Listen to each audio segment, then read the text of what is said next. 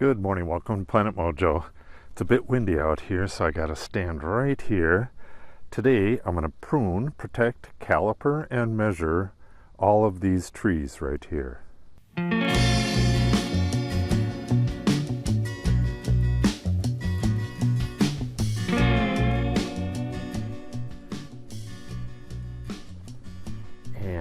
I'm not 100% sure where to take the caliper from. I was thinking about a foot up, right about there. Calipering is not the normal way to measure a tree, but it's the only way I can measure something this small. Generally, you measure a tree at breast high, the diameter of the tree at breast high. It's called the DBH. All right, so the measurement on this is about 1 3/8 inches diameter at, well, and I should probably do it at all the same. So if I go right at about 12, which is about right above this, see, if I were to do this like right here, it's one diameter, and then this way it's another, so we'll have to come up with a happy medium. That is right around 1.5 inches. So I'm just going to call this 1.5 inches diameter at 1 foot high. At some point, these will have to have a standard measurement because the base of the tree, you can see that on Bigfoot over there. Not only do they get roots that are coming down, but they can get a big burl at the base, especially these ones that are out in the wind like this. So as they get older, you got to measure up higher. I could do it on this one, but I don't think I can do it on most of the other ones. Maybe I should do that. If I go up 2 feet, yeah, maybe I can try it at 2 feet. So that's right about where that little speck is, right there.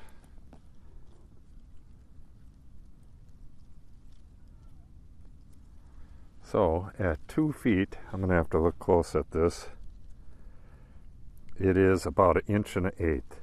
So let me write that down, and then I'm going to get the height to the highest shoot. I believe this has stopped growing in height. It's pretty late fall, and the leaves are crisping up, so I think it's done growing, so I'll get a height on it as well.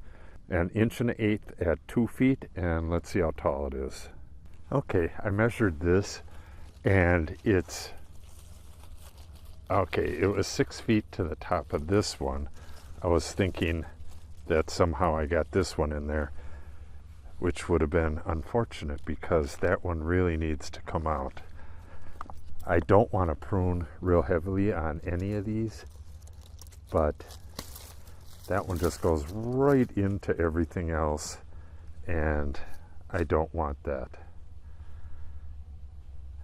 These kind of crisscross as well, but I believe I'm just going to leave that alone for this year.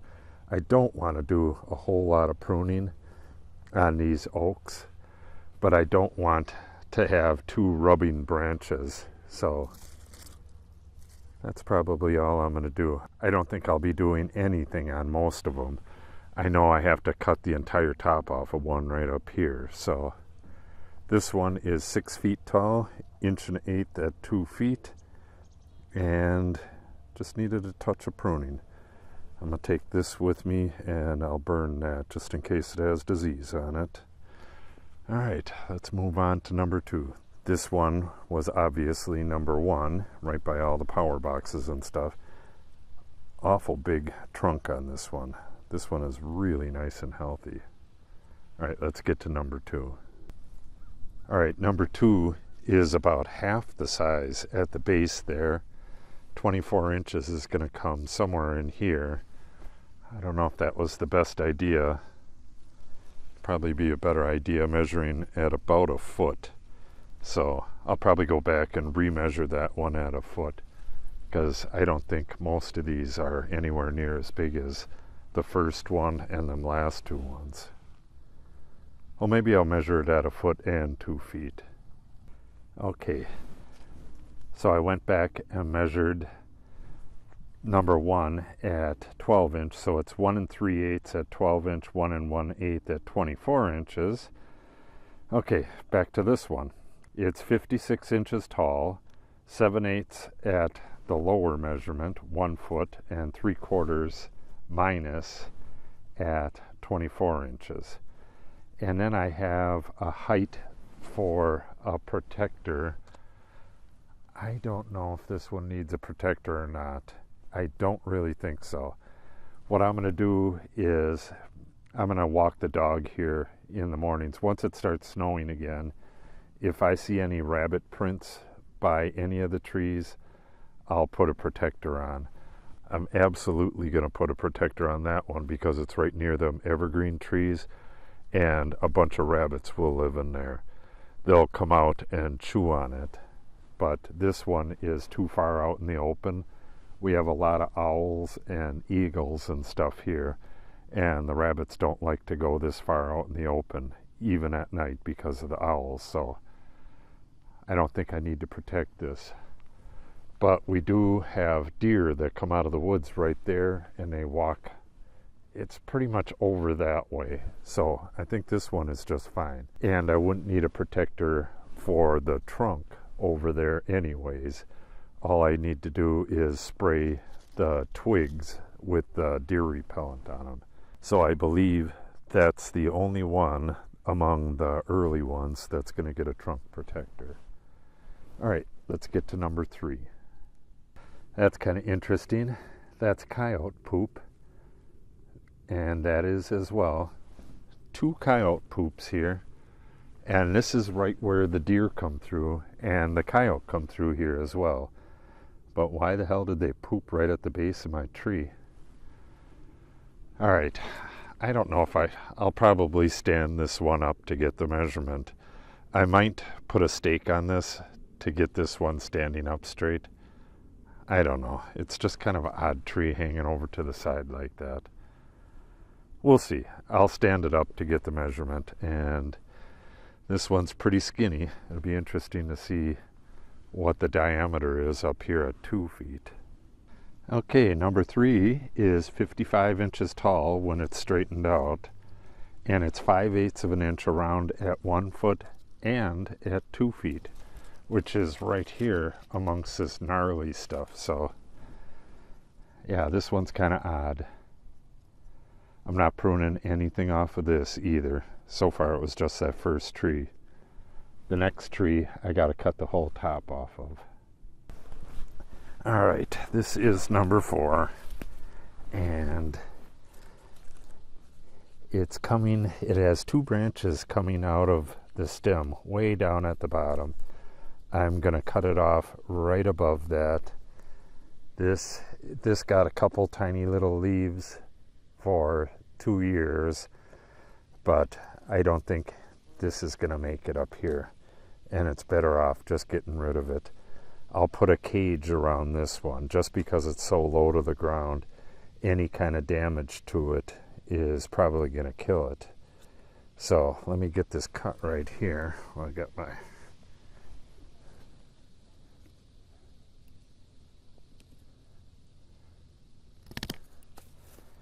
There we go. So now we have a tiny little one, but its roots are just as big as the other ones up here. So it should recover and grow pretty quick, pretty fast. But we're going to have to keep an eye on this. And again, this is number 4, and I'm just going to get a measurement right below where these branches come out right here. And that is just a hair over a 1/2 inch. And for a height, we have 14 inches. 1/2 inch diameter down here, 14 inches tall. Okay, we're on number 5. This is 50 inches tall. It is 7/8 of an inch right there at 1 foot, and 3/4 of an inch at 2 feet. And I am not going to prune this. The only time I really want to prune it is if there's just like a severe crossing or something, or like that one, a dead top like that. I'm going to prune off any dead branches that I see or any dead tops and crossing branches, obviously. That next one, I have no idea what I'm going to do with that one. That one might need to be replaced, but I really can't see not letting it go one more year and seeing what happens, but it's just so sickly. Let's go take a look at it. This is the only one out of all these 2-year-old trees that had these tiny little leaves again this year, which means there's problems with the roots. I don't know if I'm going to let this one go again next year. We'll see what happens. I'm not going to kill it this year, but I mean, it's stunted out here. All of the leaves are stunted. It may make a comeback, but we'll have to see. And as for the measurements, it's 52 inches tall, which is fine. It's 3/8 right here, and then you get up here and it's got the corky bark, and it's 7/16. It's a little bigger up here than it is down there. Neither one of them are good dimensions. I mean, that first tree is like that big around at the base. This, you can tell something happened here. That's not like a root splice or anything. This probably got cut off or something, and then it regrew. Something happened to it here that this is like that. So this might have to come out next year. We'll see. I'm getting some cuttings from the neighbor's tree. I asked them the last time they were up here. They said go for it. So maybe I'll replace this with one of those cuttings. It remains to be seen. This is definitely not a healthy tree. And this is number 6. So number 7 is another one that's kind of so-so. I really should cut the top off because this one kind of splits at the ground. Let's go take a look at it. All right, this one is just an odd case. It started out as just this long stick with only leaves at the top, and now it's that plus this, and this is one coming out way at the bottom here, and then there's another. Well, there's one plus a dead branch there. I'm going to get rid of that dead branch right away. So it has 1, 2 healthy branches, you know, within the first foot. Dead branch back here, and then it's just bare all the way up to the top. But I was just looking at it. It has a bunch of buds. That doesn't mean that it's going to grow branches from this open spot, but it just might. I don't think I'm going to do anything to this one except take off that dead branch, and we'll see what this one does next year. No matter what, this one's going to be okay. The only thing I would possibly do is if the top was underperforming, just cut it right here, because this lower branch is doing really nice. So I would cut off the main branch and let it start a new one with this one. I probably don't need to do that. We'll see what this one does next year. Let me get that little dead one off of there.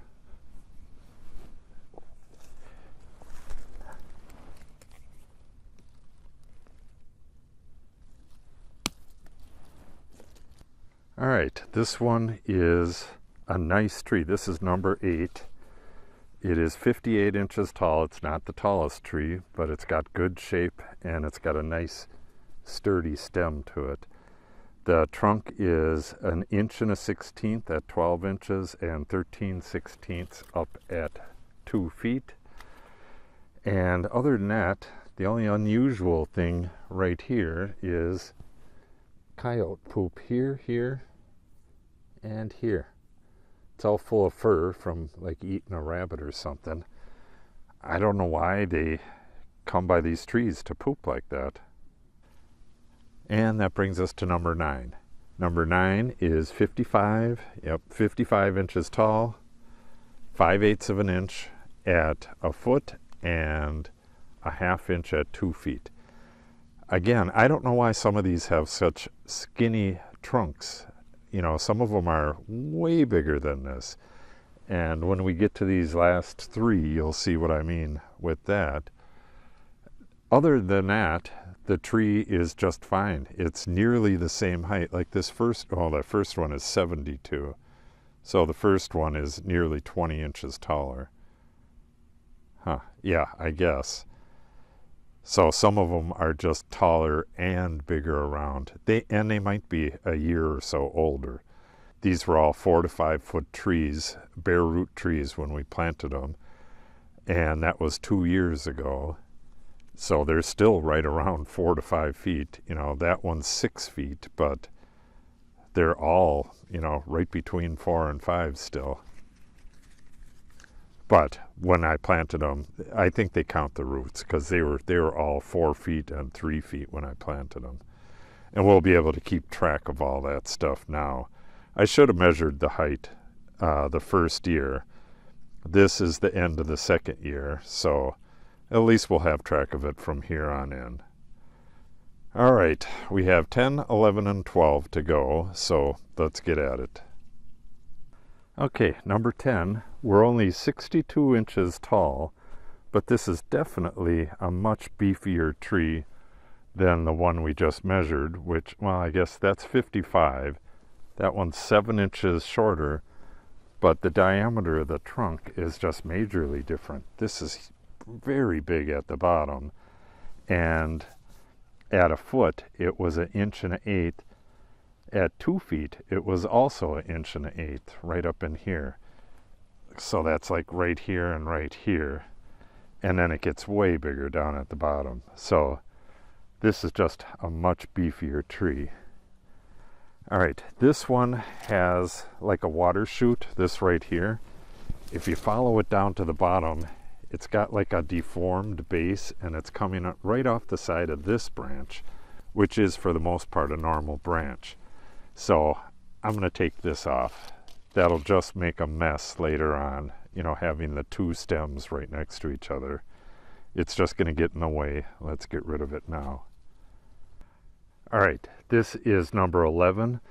This is the one that got chewed on by the horses. You can see the stem right there was bit off, and this is all new growth. This whole side here was bitten up really bad, but it's recovered really well. And so far this is the tallest. That branch up there is 7 feet, 72 inches. It is 1 3/16 inches at 1 foot and 1 3/8 inches at 2 feet. And that's because this is super corky bark right here. This is 2 feet right here. This is by far the corkiest of all of the trees. And that corkiness is a feature of bur oaks. It helps it survive prairie fires, which means once a fire goes through, the oaks, these bur oaks, will likely survive, and most of the other stuff will not. That's how oak savannas are formed. You could kind of see the progress of the oak savanna this time of year from right here. There's an oak right there. There's another one right there. There's one right here. And there's one right there. Or there's actually two right there, right next to each other. All the rest of this stuff is dead, and it's getting taken out next year. So this will be nice and open, and we'll have prairie grasses growing throughout it. At some point, this tree is probably going to go. That's a red oak. I'll probably use that for firewood. That's just there until these trees get a bit bigger and can take the place. The neighbor's right there, so that's gonna kind of block the view from the neighbors. So when this tree right here outlives its purpose, it's going to be taken out. There's my Maisie cat. All right, I'm going to have to pet this cat, and we'll get on to that last tree. She's really going to like it because I got to sit on the ground. Come on, kitty. I know, let's go. Come on, kitty. Right here. All right, I'm on the last one here, number 12, and I got a height of 82 inches, which is 2 inches under 7 feet. I believe I have the wrong measurement for that previous tree written down. I have 72. I believe it should be 82 or 84. I'm going to go back and measure that. This one just has a couple little stubs to take off. Those are old dead branches from the first year. This one is much less corky than that last one, but this is a really well-shaped, beautiful little tree. This is, out of all the trees, I don't know, this is probably the best. It's nice and tall. It's kind of opens up towards the top. It doesn't have a bunch of crossing branches. Just seems to be a nice tree. Okay, that's it, except for this previous measurement. I'm going to go get that, and then I'm going to take a look at this one here, but I don't think I'll film that. That's one of the ones we planted this year, and it looks really nice. I don't know if you can hear this. It's kind of windy, but that cedar tree is full of birds. You can hear them all cackling in there. Is that kind of scary, kitty? All right, off my feet. I just wanted to get a look at this. That's one of the little trees from this year. I should probably prune that top off. It looks like it's dead. Boy, you can really hear them now. You can't see them that well, but yeah, there goes one right there. That whole cedar tree right there is full of birds. I'm not sure what kind. They're probably red-winged blackbirds. There's got to be hundreds in there.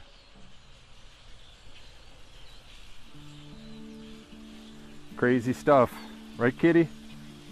Go up there, get them. Don't want to? Too many? Yeah, you're a smart kitty. All right, I'm going to go get that last measurement and then call it a day. Ah, there's one. Those are starlings.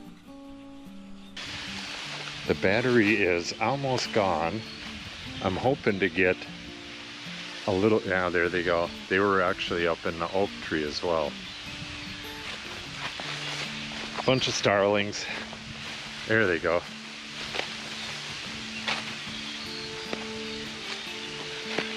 Not sure how well you hear this, but it's pretty windy in here. They're making a lot of noise.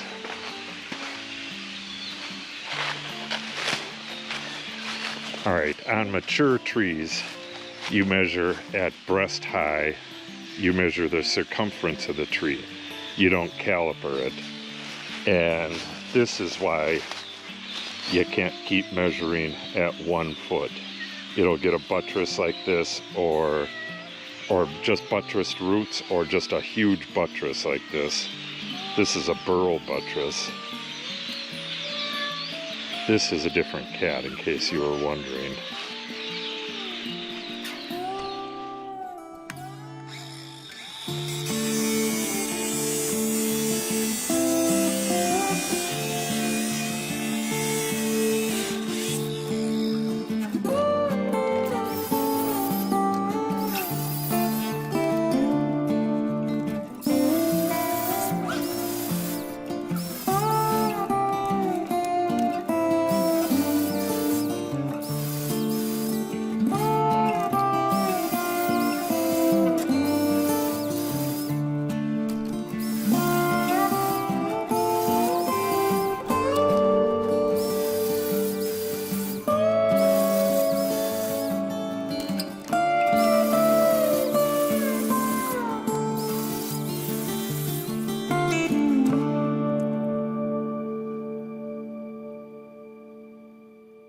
Okay, I finished up all the measurements, and then I noticed that there was some animal trails going under this fence, one right there and one right there. So I figured I might as well wait until I get these protectors cut to finish this video. It's the day after the beginning of the video, and I got all of the protectors that are going on cut and put on. Got one here, there, that one right there, and another one just out of sight there, and then the one at the far corner, and I got all of the chestnuts protected. The one at the far end, I used exactly all of my corrugated pipe, but I believe the one at the far end could use a little more, so I'm going to have to buy a new pipe. They're only like $2, but I have to go all the way to town to get it, so I'm going to have to combine that with another trip. And one final thing, the measurement on this one was wrong. For some reason I wrote 72, and I believe it's either 82 or 84. I have it written down, so I'm going to show you what the results were. I'm going to flash them on screen right now. That way I can look back next year and compare the results. This is the animal path I was talking about. There's a woodchuck that lives under that big rock right over there, and I know he could do a ton of damage. He could just chew right through this tree. He could probably chew through that plastic just as easy, but I think it'll discourage him. So now the final thing that I'm going to do with these over the winter, and I did it last year as well, I spray deer repellent down the slit in the corrugated pipe and on the tips of the branches where deer would browse on them. And I do that once a month throughout the winter. Not a big deal. It's 3, maybe 4 months worth. I'll most likely be making a video of me spraying the trees, so if you want to see that, make sure you subscribe and click on the update icon. If you have any questions or comments, make sure you put them in the comment section below. And if you share the video and or give it a like, it helps the channel out greatly. Thanks for watching and have a great day.